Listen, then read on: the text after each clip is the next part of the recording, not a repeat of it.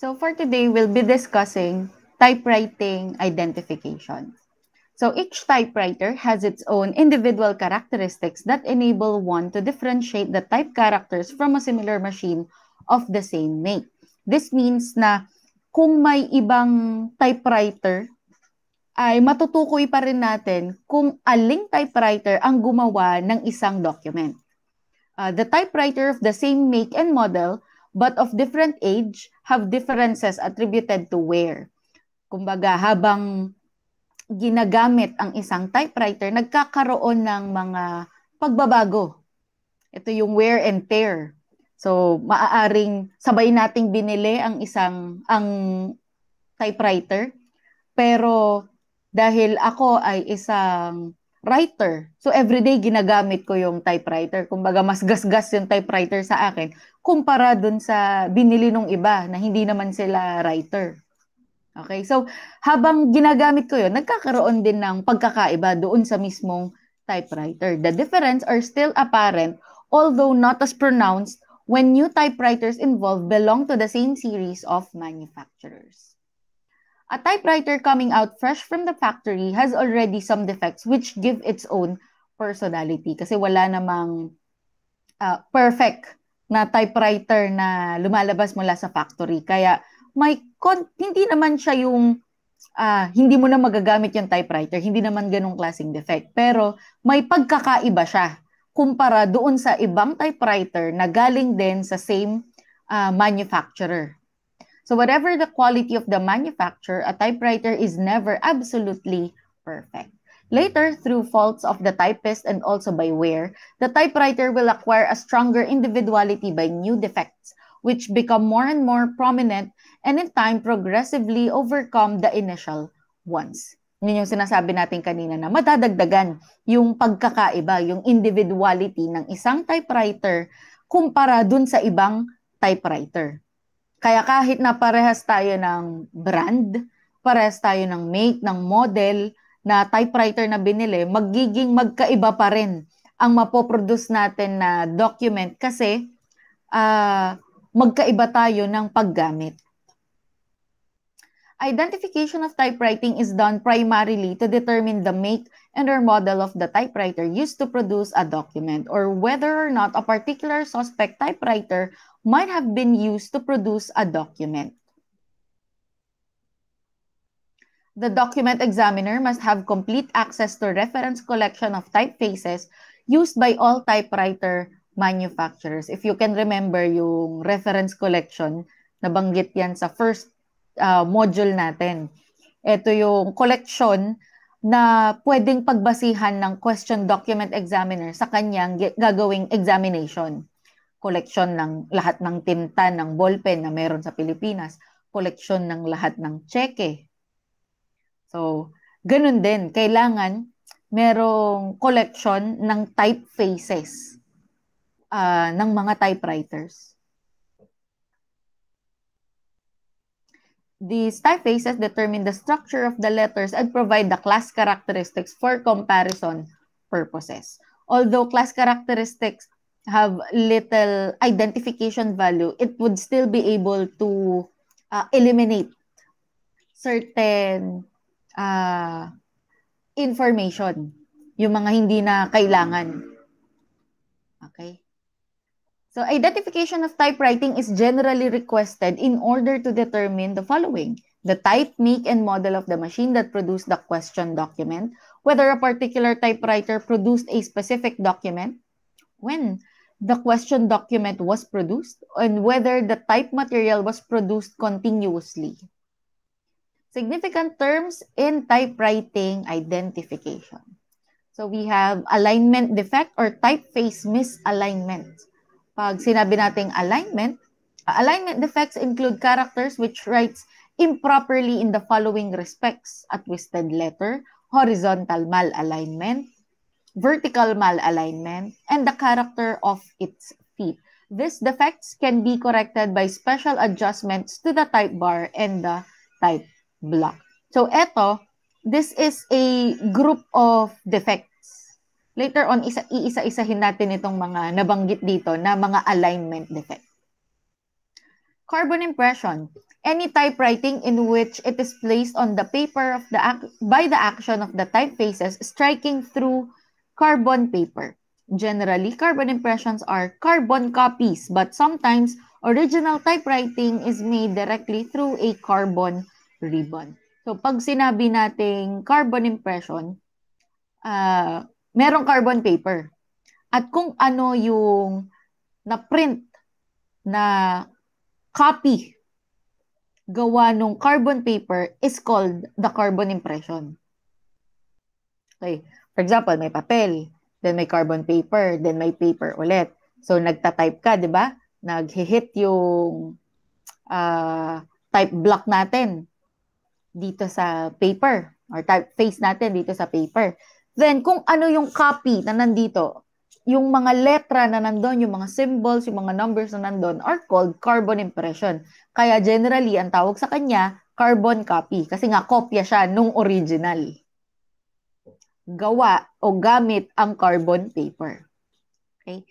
Character. In connection with typewriting identification, the term character is used to include letters, symbols, numerals, or points of punctuation. So, lahat ng makikita mo sa typewriter, nga, letters, numbers, symbols, lahat yon character. A is a character, B is a character, C is a character, E is a character, number 4 is a character, number 7 is a character, parenthesis, characters yan, yung slant, comma, period, lahat yan characters. Okay? Then we have clogged or dirty typefaces. So with use, typefaces become filled with lint, dirt, and ink, particularly in enclosed letters such as O, E, and G. Kasi nga, di ba, yung ribbon, gawa yun sa carbon din. So, kapag ang typeface ay pumapalo doon, pumapasok yung ink sa loob ng mga letters na to, mga enclosed letters, yung mga may bowl, katulad ng O, E, and G. So, ang nangyayari, yung mga letters na yun, nagkakaroon ng ink sa loob. Kaya pag pinapalo mo yung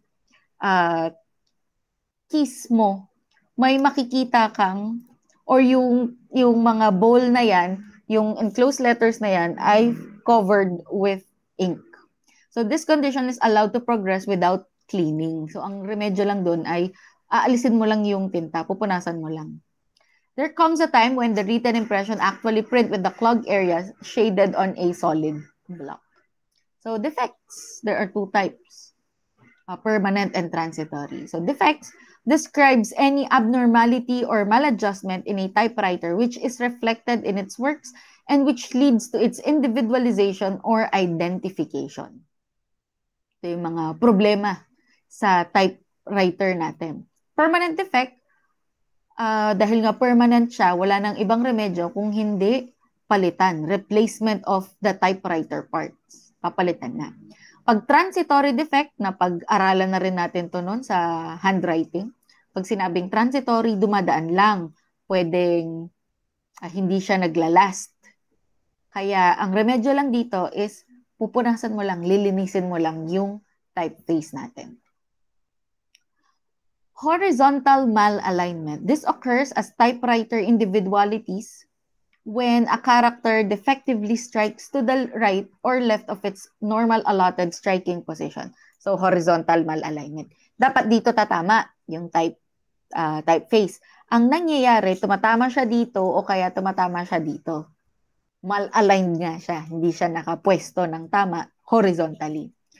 Then we have natural variations. Parang sa handwriting lang din. These are normal or usual characteristics found between specimens of any individual's handwriting or in the product of any typewriters. Mga usual nga na pagkakaiba between typewriters.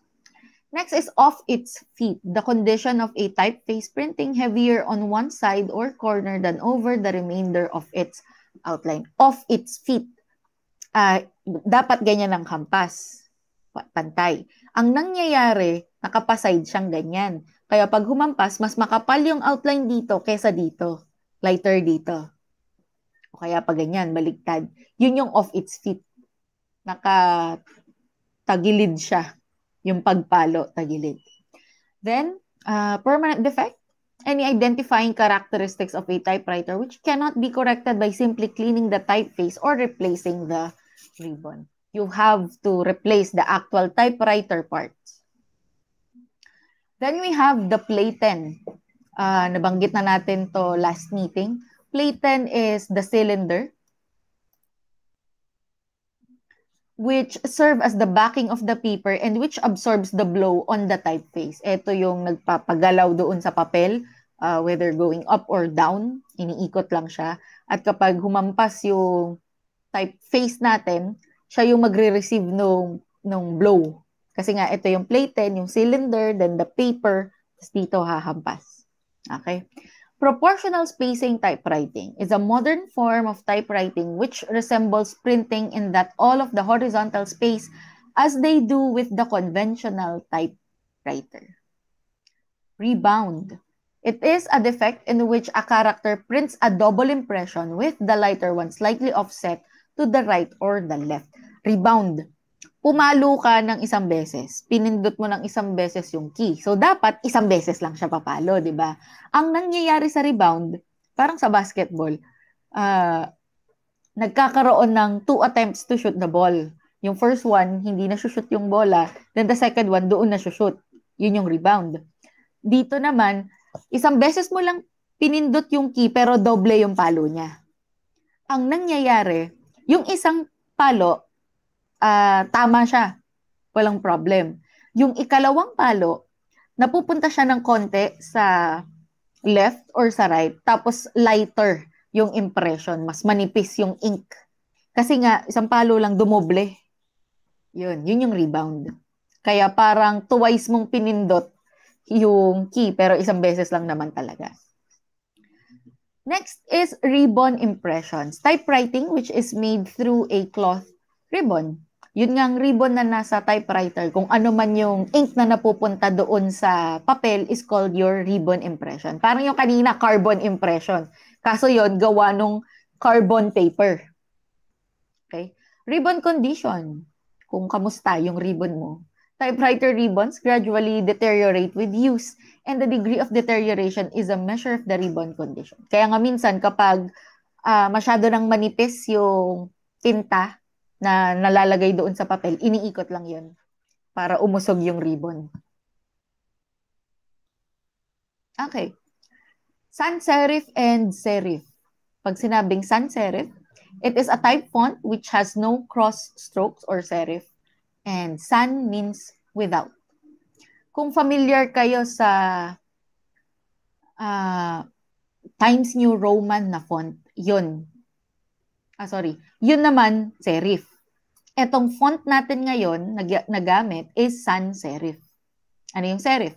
A serif font that has short cross strokes that project from the top and bottom of the main stroke of the letter. So again, sans serif, etong font na nakikita nyo dito. Then serif, eto yung may short cross strokes. I'll show you an example.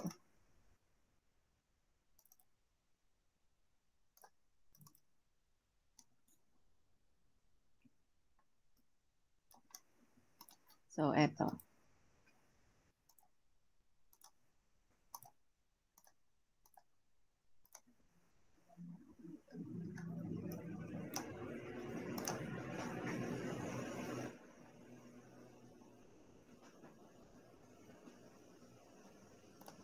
Ayan. Kung mapapansin ninyo, kita nyo tong letter A. Merong linya sa baba. Yan yung serif. Okay. Etong letter T. May pa ganun siya sa dulo. Yung sa I, meron sa baba. Ito. Itong sa N. Yan, serif. Okay? So, yun.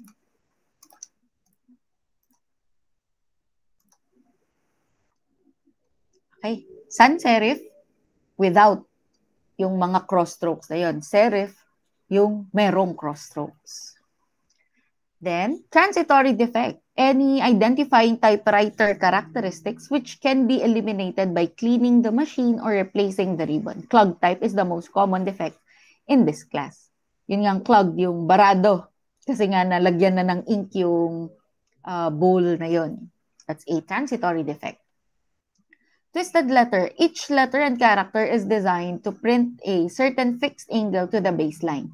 Due to wear and damage to the type bars and the type block, some letters become twisted so that they lean to the right or left of their correct slant. So, dapat yung slant, ganyan lang, vertical. Ang nangyayari, pag twisted letter, nauusog siyang ganun. Typeface, the printing surface of the type block. Ito yung sinasabi natin kanina pa.